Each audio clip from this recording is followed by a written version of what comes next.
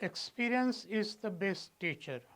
અનુભવ એ શ્રેષ્ઠ શિક્ષક કહેવાય છે. જે મિત્રો કોન્સ્ટેબલની પરીક્ષામાં પાસ થયા છે એમના માટે એક જુદો એક્સપિરિયન્સ છે, અને જે મિત્રો ગયા વખતે પરીક્ષામાં રહી ગયા છે અને આ વખતે જે પરીક્ષા આપવાના છે એમના માટે એક અનુભવમાંથી બોધપાઠ એમને લેવાની જરૂર છે. ગયા વખતની પરીક્ષામાં એમની ક્યાં કચાશ રહી એ અંગે એમને આત્મમંથન કરવાની જરૂર છે. સાથે સાથે પેપર કેવું નીકળ્યું, પેપરમાં કઈ બાબતો હતી અને એમાં કઈ કઈ બાબતોની વિશેષ કાળજી રાખવી જોઈએ એ આપણને પેપરનું એનાલિસિસ કરતાં આપણને જાણવા મળે.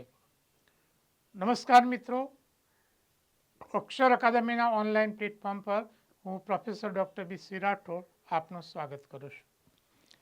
મિત્રો, આજે આપણે ગત પરીક્ષાનું જે પેપર છે એ પેપરનું એનાલિસિસ જોઈશું.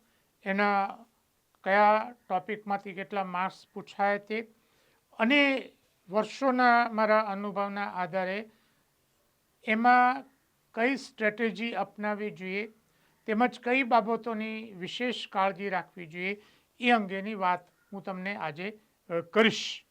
એટલે આ વિડીયો છે એ શરૂઆતથી અંત સુધી તમે જોશો, અને જો તમે હજુ સુધી આ ચેનલમાં જોડાયા ન હોય તો અમારી આ ચેનલમાં જોડાઈ જશો. જોઈએ વિગતો. મિત્રો, ગયા વખતે જે પેપર લેવાયું એ બે પાર્ટમાં હતું. પાર્ટ એ છે એમાં 80 ગુણ અને પાર્ટ બી છે એમાં 120 ગુણ. કુલ 200 ગુણનું પેપર હતું.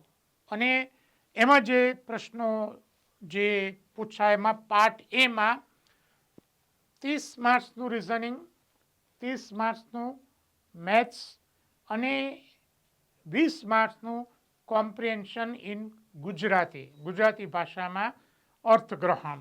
તો આજે આ જે ટોપિક છે એમાંથી કયા પ્રશ્નો પૂછાય એના વિશે જોઈશું. પહેલાં આપણે રિઝનિંગ વિશેની વાત કરીશું. તો દિશા અને અંતર એમાંથી એક પ્રશ્ન પૂછાયો છે. બેઠક વ્યવસ્થા એમાંથી એક પ્રશ્ન પૂછાયો છે. લોહીના સંબંધો એમાંથી એક પ્રશ્ન પૂછાયો છે. શ્રેણી આમાંથી 5 પ્રશ્નો પૂછાયા છે. એટલે આ જે ટોપિક છે એ પરીક્ષા માટે અગત્યનો કહી શકાય. અને મિત્રો, તમે જોશો કે કોઈ પણ પરીક્ષામાં જ્યાં રિઝનિંગ પૂછાતું હોય ત્યાં શ્રેણીને લગતો, શ્રેણી એટલે હવે કયું પદ આવશે અથવા કયો આંકડો આવશે એને શ્રેણી કહેવામાં આવે છે. એટલે 5 માર્ક્સના પ્રશ્નો પૂછાય છે. સમસંબંધો એના જેવું બીજું પદ શોધવાના 2 માર્ક્સ પૂછાય છે. વર્ગીકરણનો એક પ્રશ્ન પૂછાયો છે, કયું અલગ પડે છે તે. કોડિંગ ડીકોડિંગના 2 પ્રશ્નો એમાંથી પૂછાયા છે, કોડિંગ અને ડીકોડિંગ. પ્રમાણની તુલના એમાંથી 1 માર્ક્સનો પૂછાયો છે. પ્રમાણની તુલના એટલે એ બી કરતાં મોટું છે, સીથી નાનું છે તો સૌથી નાનું કયું, સૌથી મોટું કયું, એને પ્રમાણની તુલના કહે, 1 માર્ક્સનો. સમસ્યા ઉકેલ 1 માર્ક્સનો પૂછાયો છે. અને સૌથી વધુ ડેટા ઇન્ટરપ્રિટેશનના પ્રશ્નો પૂછાયા છે. એટલે આ જે ટોપિક છે એ પરીક્ષા માટે અગત્યનો છે. અને આવનારી ભરતીમાં પણ 5-10 માર્ક્સનો ડેટા ઇન્ટરપ્રિટેશન પરીક્ષામાં પૂછાશે. ડેટા ઇન્ટરપ્રિટેશન એટલે કોઈ ચાર્ટ આપ્યો હોય, કોઈ કોઠો આપ્યો હોય, કોઈ પાઈ ચાર્ટ આપ્યો હોય, વર્તુળ આલેખ આપ્યો હોય અને એમાં જે વિગતો આપી હોય એના આધારે પૂછેલા પ્રશ્નોના જવાબ તમારે આપવાના છે. એટલે આ જે ટોપિક છે એ ટોપિક પરીક્ષા માટે ખૂબ જ અગત્યનો છે. અને બીજી રીતે જોઈએ તો એ ટોપિકમાં ખાસ કાળજી રાખવા જેવો મુદ્દો એ છે કે એમાં લગભગ 4-5 પ્રશ્નો એક જ જે ડિટેલ હોય છે, એક પાઈ ચાર્ટ હોય કે કોઈ આલેખ હોય તો એની નીચે 4-5 પ્રશ્નો હોય છે. એટલે 4-5 પ્રશ્નો છે એ જતા ન કરાય. આખો જે ચાર્ટ છે એનું ઇન્ટરપ્રિટેશન તમે કરો અને સમજી લો તો આ જે ટોપિક છે એ પરીક્ષા માટે ખૂબ અગત્યનો છે. અને આગામી ભરતીમાં પણ ડેટા ઇન્ટરપ્રિટેશન છે એટલે 5-10 માર્ક્સનું એ પૂછી પણ શકે. આમાં 10 માર્ક્સના એટલે 2 ચાર્ટ આલેખો હતા અને એક પાઈ ચાર્ટ, એ પણ એક આલેખ છે જે 5 માર્ક્સના પ્રશ્નો આમાંથી પૂછાયા હતા. મિત્રો, આ ઉપરાંત હજુ પણ બીજા ટોપિક છે રિઝનિંગના જેમાંથી પૂછાયું નથી એ પણ પૂછાઈ શકે. દાખલા તરીકે કેલેન્ડર છે, રાઈટ, પછી દર્પણ પ્રતિબિંબ છે, જળ પ્રતિબિંબ છે, રાઈટ, ઘડિયાળ છે. એટલે આ જે છે એ માંથી પ્રશ્નો પૂછાઈ શકે. અને એક વસ્તુ તમે બરાબર ધ્યાનમાં રાખો, મારી વાત બરાબર સમજી લો કે જે ટોપિકના 20 કે એનાથી વધુ ગુણ ફાળવેલા હોય તો દરેક ટોપિકમાંથી પૂછે, આટલું ધ્યાનમાં રાખો. હા, એવું બને કે કોઈક વાર 1-2 ટોપિકમાંથી ના પણ પૂછે. આનો અર્થ એવો નહીં કે તમારે જે આગામી ભરતી છે એમાં આ જ ટોપિક તૈયાર કરવા અને બીજા તૈયાર ન કરવા. આ વસ્તુ છે તમે બરાબર સમજી લો કે જે રિઝનિંગના જે ટોપિક છે અહીંયા જે પૂછાયા છે એ, અને જેમાંથી નથી પૂછાયા એવા ટોપિક પણ પરીક્ષા માટે અગત્યના છે. એટલે એ બધામાંથી તમારે તૈયાર કરવાનું છે, કારણ કે 30 માર્ક્સના પ્રશ્નો પૂછાવાના છે. એટલે એકાદ બે જો બેલેન્સ પેપર કાઢવા જાય તો એ 1-2 પ્રશ્નો દરેક ટોપિકમાંથી એ લઈ શકે.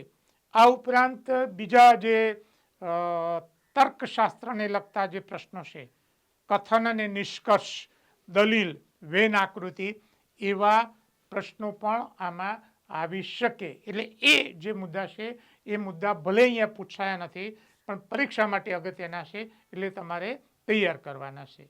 જોઈએ બીજો મુદ્દો ગણિત અંગેનો છે. એ પણ 30 ગુણનો છે. જે પ્રશ્નો એમાંથી પૂછાયા છે જુદા જુદા ટોપિકમાંથી એ જોઈએ. વર્ગ અને વર્ગમૂળને લગતા 2 પ્રશ્નો છે. ગુણોત્તર 1, સાદુરૂપ 4. મિત્રો યાદ રાખો, સાદુરૂપને લગતા પ્રશ્નો દરેક પરીક્ષામાં 1-2 માર્ક્સના પૂછાતા હોય છે. નફો નુકસાન 3 માર્ક્સનું પૂછાયું છે, ટકાવારી 4 માર્ક્સનો. મિત્રો આ જે ટોપિક છે એ પરીક્ષા માટે મોસ્ટ આઈએમપી છે. સાદું વ્યાજ અને ચક્રવૃદ્ધિ વ્યાજ એ 1-1 માર્ક્સનો પ્રશ્ન એમાંથી પૂછાયો છે. ઝડપ, અંતર અને કલાક એમાંથી 3 માર્ક્સના પ્રશ્નો પૂછાયા છે. ભાગીદારી એમાંથી 1 માર્ક્સનો પ્રશ્ન એમાં પૂછાયો છે. નળ અને ટાંકી 1, કામ, કલાક અને મહેનતાણું એમાંથી 2 માર્ક્સના. સરેરાશ 1 પ્રશ્ન. ઉંમર અને વર્ષ એને લગતા 2 પ્રશ્નો પૂછાય છે. ભૂમિતિ તો આમાં ત્રિકોણને લગતો 1 પ્રશ્ન પૂછાયો છે. લસાય 1 માર્ક્સનો પૂછાયો છે. એક કૂટ પ્રશ્ન અને 1 પ્રશ્ન ભાગાકારને લગતો પ્રશ્ન છે, રાઈટ. એટલે આ જે ટોપિક છે એ પરીક્ષામાં આ રીતના પૂછાયા છે. મારે તમને જે કહેવાનો મુદ્દો એ છે કે અહીંયા જે ગુણોત્તર, સાદુરૂપ, સાદુરૂપ, નફો નુકસાન, ટકાવારી, ઝડપ, અંતર, આ એવા જે પ્રશ્નો છે એ પ્રશ્નો અથવા એવા ટોપિક છે જેમાંથી પરીક્ષામાં વારંવાર પૂછાતું હોય છે. એટલે આ જે ટોપિક છે એ ટોપિક તમારે બરાબર તૈયાર કરવાના છે. અને આ સિવાયના પણ જો બીજા જે ટોપિક્સ જેમાંથી પૂછાય, દાખલા કે સંખ્યા પદ્ધતિ, રોમન પદ્ધતિ, રાઈટ, એ પણ કેટલીક વાર એ પરીક્ષામાં પૂછી નાખે. ક્રમચય અને સંચય, રાઈટ, એ પણ પરીક્ષામાં કોઈક વાર એ પૂછી નાખે. મધ્યક, બહુલક એનો પ્રશ્ન પણ કોઈક વાર પૂછી નાખે. એટલે આ જે મુદ્દા છે એ તમારે ધ્યાનમાં રાખવાનું છે. ઘાતાંક પૂછ્યું નથી તો ઘાતાંક જો કે અંદર સમાવેશ થઈ જાય છે. મિત્રો મેથ્સ એવું છે કે એક પ્રશ્નના ઉકેલ માટે તમારે બીજો ટોપિક અંદર એમાં જોડાયેલો જ હોય, રાઈટ. ટકાવારી, સરેરાશ, આ બધા જ મુદ્દા, ગુણોત્તર, એ બધા મુદ્દા એકબીજા સાથે જોડાયેલા હોય છે, રાઈટ. એટલે આ મુદ્દા તમારે ધ્યાનમાં રાખવાના છે. આ વસ્તુ છે. હવે આ બે મુદ્દા અંગે મારે તમને એક બીજી સલાહ આપવાની છે. મુદ્દો એ છે, બરાબર તમે ધ્યાનમાં રાખો કે જે 30 માર્ક્સનું મેથ્સ અને 30 માર્ક્સનું જે રિઝનિંગ, 60 માર્ક્સના મિત્રો આ જે પ્રશ્નો છે એ ટાઈમ કન્ઝ્યુમિંગ છે, તમારો સમય ખાઈ જાય તેવા પ્રશ્નો છે. એટલે અને બીજી વસ્તુ કે એક ટેન્ડન્સી આપણે એવી જોઈ કે કોન્સ્ટેબલનું પેપર પ્રમાણ કરતાં અઘરું કાઢવામાં આવ્યું, રાઈટ. એ લોકો ના કેવા ઈરાદા છે એના વિશે આપણે ઘણું બધું કહી દીધું છે, પણ તમે ફરી હેરાન ના થાઓ એટલા માટે મારે તમને કહેવાનું છે કે તમને આમાં બીસી રાખશે તો બાકીના 120 માર્ક્સમાં તમારે સમય ખૂટશે, રાઈટ. એટલે એવી સમસ્યાઓ પણ ગયા વર્ષે સર્જાઈ હતી. ઘણા બધા વિદ્યાર્થીઓએ મને જણાવ્યું કે સાહેબ અમે પાર્ટ 1માં એટલો બધો અમારો સમય થઈ ગયો કે પાર્ટ 2 છે એને કવર કરવામાં અમારો સમય ખૂટ્યો. એટલે આ જે બાબતો છે એ તમારે ધ્યાનમાં રાખવાનું છે. આની નેગેટિવ અસર પાર્ટ 2 ઉપર તમારે ન પડવી જોઈએ. આ વસ્તુ છે એ ધ્યાનમાં રાખવાનું છે. તમે આ બધું જ સોલ્વ કરવા જાઓ અને પાછળ માટે તમારો સમય જો ખૂટે તો તમને તકલીફ થશે. એટલે ટાઈમ મેનેજમેન્ટ આમાં ખૂબ જ મહત્ત્વનું છે. ઝડપી ગણતરીની જે રીતો છે એ રીતો તમારે બરાબર શીખી લેવાની છે. જે વર્ગમૂળ, ઘનમૂળ અમુક લગભગ 25-30 સુધીનું એ તમારે તૈયાર કરી દેવાનું છે. જે આંક છે લગભગ ઘડિયા છે એ 25-30 સુધીના તો તમને આવડવા જ જોઈએ. એટલે કે જ્યારે અંદર ગણવાનું થાય તો તમને મોઢે આવડી જવું જોઈએ. એટલે એ ઝડપી ગણતરીની રીતો અને જે બેસિક ગણિતના જે સિદ્ધાંતો છે, જે કેટલાક સૂત્રો છે, બોડેમસનો નિયમ છે, બીજગણિતના જે સૂત્રો છે, જે સાદુરૂપ આપવા માટે ખૂબ અગત્યના છે, એ મુદ્દો છે તમારે ધ્યાનમાં રાખવાનો છે. મિત્રો આ સિવાય ગણ પરિચય, કેટલુંક બીજગણિત એ પણ કોઈક વાર પૂછી નાખે, કારણ કે અહીંયા ગણિત લખ્યું છે, એવું કોઈ સ્પેસિફિક એવું નથી કે આમાં અંક ગણિત, એટલે બીજ ગણિત પણ પૂછી નાખે. એટલે એ બાબત તમારે એનાથી વાકેફ રહેવાનું છે, રાઈટ. પરીક્ષામાં પૂછાય અને પછી પસ્તાવો થાય કે આ તો તૈયાર નહોતું કર્યું, એના કરતાં બધું તૈયાર કરી દેવાનું, રાઈટ. આ વસ્તુ છે. ત્રીજી બાબત જોઈએ, અર્થગ્રહણ, કોમ્પ્રિહેન્શન ઇન ગુજરાતી, 20 માર્કનો. મિત્રો આ મુદ્દો ગયા વર્ષે ખૂબ જ વિવાદમાં આવ્યો હતો. અર્થગ્રહણ એટલે ફકરા નીચે પૂછેલ પ્રશ્નોના જવાબ. મિત્રો આ વખતે પણ જે અભ્યાસક્રમ એમણે બહાર પાડ્યો છે તો એમાં પણ આટલું જ લખ્યું છે. ગયા વર્ષે આખો મોટો વિવાદ થયો કે કોમ્પ્રિહેન્શન એટલે શું, તો અમને સ્પષ્ટતા કરવી જોઈએ, પણ એવી કોઈ સ્પષ્ટતા કરી નથી. ગયા વખતે જે પૂછાયું હતું એમાં ખરેખર કોમ્પ્રિહેન્શનના તો 2 જ પ્રશ્નો હતા, 2 જ ફકરા હતા, 5-5 માર્કના 10. ત્રીજો ફકરો હતો એ જોડણીને લગતો ફકરો હતો.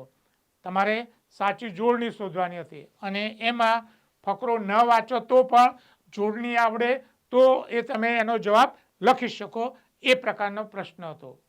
અને એના પછીનો પ્રશ્ન એ ભાષા શૈલીને લગતો 5 માર્ક્સનો પ્રશ્ન, જે એમને કોમ્પ્રિહેન્શનમાં ખપાવ્યો. હકીકતમાં તો 2 જ ફકરા કોમ્પ્રિહેન્શનના હતા અને બાકીના જે 2 ફકરા, જે આ 2 ફકરા છે એ ક્લોઝ ટેસ્ટ કહેવાય. ક્લોઝ ટેસ્ટ એટલે ખૂટતો શબ્દ શોધવો તે.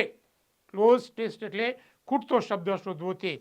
ખરેખર આ અભ્યાસક્રમમાં આ સ્પષ્ટીકરણ કરવું જોઈએ. એટલે આ બાબત છે તમારે ધ્યાનમાં રાખવાની છે.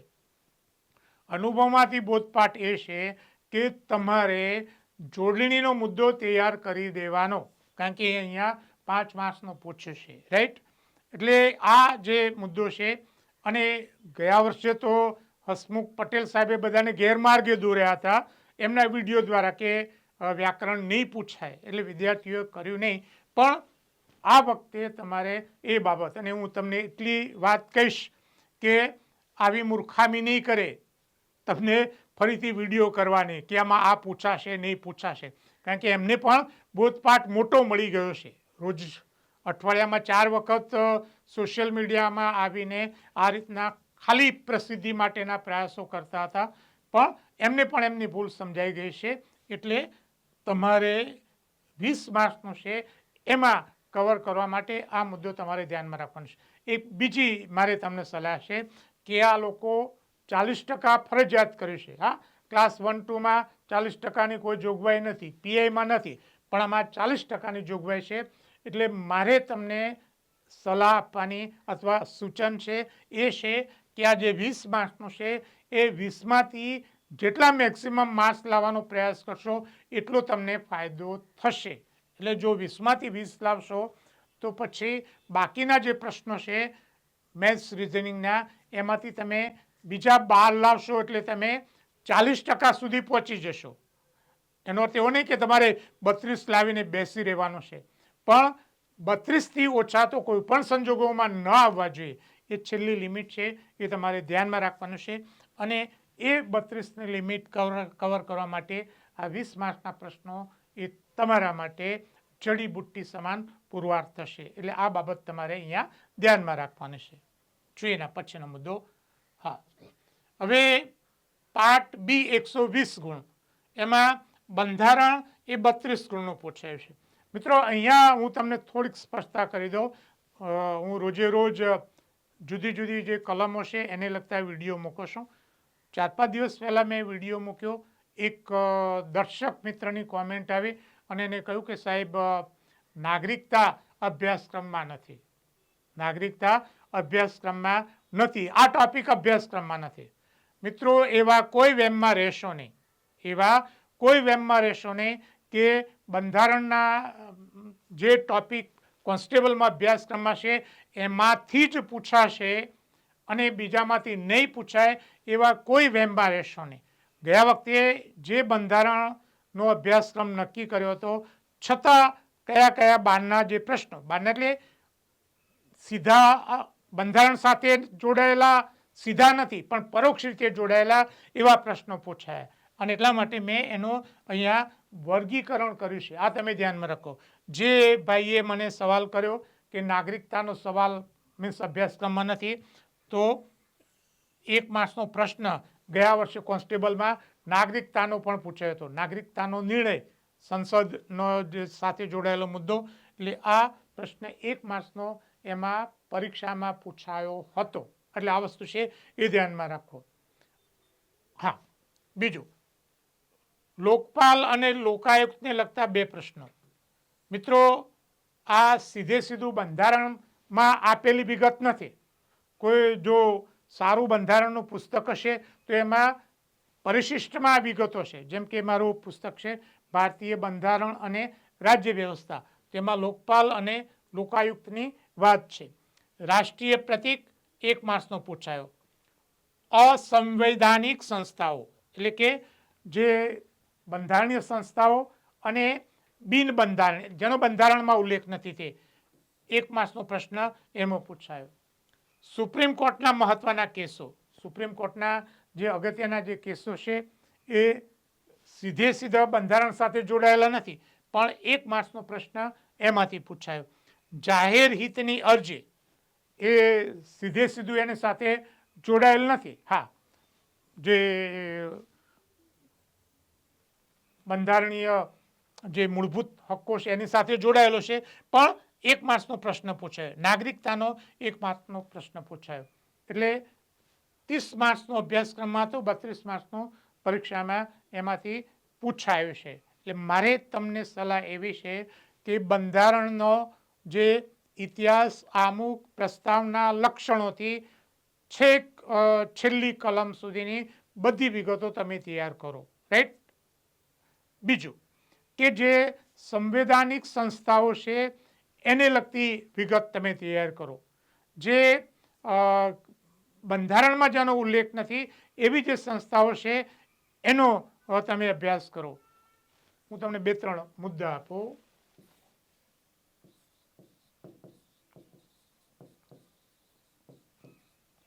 રાઈટ, સંસ્થાઓ, દાખલા તરીકે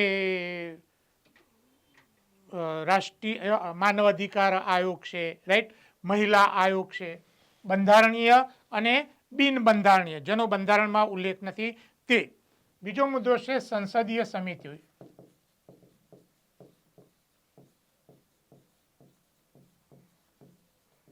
આ સંસદની સમિતિઓ છે તે, એટલે આને લગતો મહત્વના જે કેસો છે એને લગતી આ જે વિગતો છે એ વિગતો બંધારણ સાથે સંકળાયેલી છે. રાજભાષા, શાસ્ત્રીય ભાષા એ મુદ્દા સીધે સીધા જોડાયેલા નથી, રાઈટ. પછી ચૂંટણીલક્ષી સુધારા, આ બધા જે મુદ્દા છે એ મુદ્દા એ સીધા નહીં પણ આડકતરી રીતે શાસન વ્યવસ્થા સાથે જોડાયેલા છે. એટલે આ ટોપિક પણ તમે તૈયાર કરો. તમે જો સિલેક્ટેડ ટોપિક કહેશો કે આટલા જ અભ્યાસક્રમમાં છે અને બાકીનું જોશો નહીં અને જો 4-5 માર્ક્સના પ્રશ્નો એવા બીજા પૂછાશે તો તકલીફ થશે. અગાઉ જે વાત કરી તે હું ફરી રિપીટ કરું છું કે જ્યારે 20થી વધારે માર્ક્સના પ્રશ્ન મીન્સ ટોપિક એને ફાળવેલો હોય તો પેપર સેટર દરેક ટોપિકમાંથી એક પ્રશ્ન તો લે. હા, કોઈકમાંથી 2-3 લે એવું બને, પણ એનો પ્રયાસ એવો રહે પેપર બેલેન્સ કાઢવા માટે એ અભ્યાસક્રમમાં ના હોય એવા ટોપિકમાંથી પણ એકાદ બે પ્રશ્નો લે ખરો, રાઈટ. આ વસ્તુ છે એ ધ્યાનમાં રાખો. પછી કોઈ ફરિયાદ થશે નહીં કે આ તો અભ્યાસક્રમમાં નહોતું ને કેમ પૂછ્યું, માર્ક્સ ગુમાવવાનો વારો આવશે. એટલે આ વસ્તુ છે ધ્યાનમાં રાખો. જોઈએ પછીના મુદ્દા. હા, ગુજરાતનો સાંસ્કૃતિક વારસો અને સાહિત્ય. સાહિત્ય પણ સાંસ્કૃતિક વારસામાં જ આવે છે, એમાંથી 9 માર્ક્સનો પૂછાયો છે. ભારતનો સાંસ્કૃતિક વારસો 12 માર્ક્સના પ્રશ્નો પૂછાયા છે. ગુજરાતની ભૂગોળ ભારતની ભૂગોળ 7 માર્ક્સ, ગુજરાતની ભૂગોળ 13 માર્ક્સ, ગુજરાત અને ભારતનો ઇતિહાસ એ 8 માર્ક્સનું એમાંથી પૂછાયું છે. વિજ્ઞાનના 16 માર્ક્સના પ્રશ્નો પૂછાયા છે. કરંટ અફેર્સ 14 માર્ક્સનું પૂછાયું છે. હા, વિશ્વ અર્થવ્યવસ્થા અને ઇતિહાસ. મિત્રો આ 4 માર્ક્સના પ્રશ્નો એ વિશ્વ કક્ષાના છે, તમારા અભ્યાસક્રમમાં નથી છતાં પૂછાયું છે. પણ એક ટોપિક અભ્યાસક્રમમાં લખ્યું છે જીકે, આ વસ્તુ લખ્યું છે તમારા અભ્યાસક્રમમાં, એટલે જીકેમાં આ બધું આવી જાય. આ વસ્તુ છે તમે બરાબર સમજો. એટલે જે વિશ્વ અંગેની મુખ્ય જે બાબતો છે તે, કોઈ દેશની રાજધાની, કોઈ મહત્વની નદી છે, રાઈટ, કોઈ અન્ય સૌથી મોટો દેશ છે, સૌથી નાનો દેશ છે, એ દેશનું ચલણ કયું છે, રાઈટ. આમાં એક ચલણનો પણ પ્રશ્ન પૂછાયો છે, રાઈટ. તો એ વિશ્વ કક્ષાના થોડાક પ્રશ્નો અથવા પાયાનું જ્ઞાન તમારી પાસે હોવું જરૂરી છે, પૂછી શકે, જેમ કે અહીંયા પૂછ્યું છે એ વસ્તુ છે તમે ધ્યાનમાં રાખો. રમત જગતને લગતો એક પ્રશ્ન પૂછાયો છે. એક પ્રશ્ન કોટેશન પૂછાયો છે કે આ કોનું કોટેશન છે, અવતરણ પૂછાયું છે. શોર્ટ ફોર્મ્સ 2 શબ્દો પૂછ્યા છે, એનું ફૂલ ફોર્મ પૂછ્યું પરીક્ષામાં, રાઈટ. આ વસ્તુ છે. અને એક પ્રશ્ન દિવસને લગતો પૂછાયો છે કે આ દિવસ ક્યારે ઉજવાય છે તે. મિત્રો ધ્યાનમાં રાખો કે જ્યારે પરીક્ષા લેવાતી હોય તો એના 2-3 મહિના પહેલાંના અગત્યના જે દિવસો છે એ દિવસો પરીક્ષામાં એ આવી શકે. કરંટ અફેર્સ અંગે હું તમને શું પૂછે કશું કહી શકાય નહીં, પણ આટલી આ બાબત તમારે ધ્યાનમાં રાખવાની છે.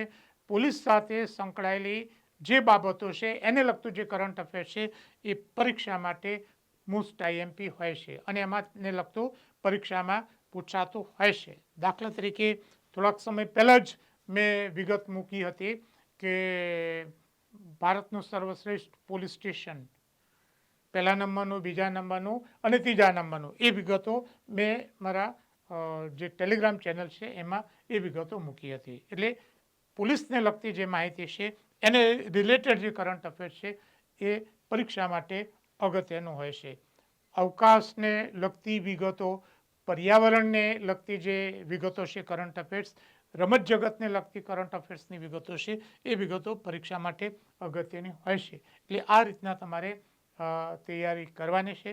જે મિત્રો રહી ગયા છે એનો મંથન કરો કે આપણને કયો માર્ક પડ્યો, કઈ જગ્યાએ કચાશ રહી, અને એ માટેના સક્રિય એવા વધારે પ્રયાસો તમે કરશો તો પરીક્ષામાં 100% તમને સફળતા મળશે.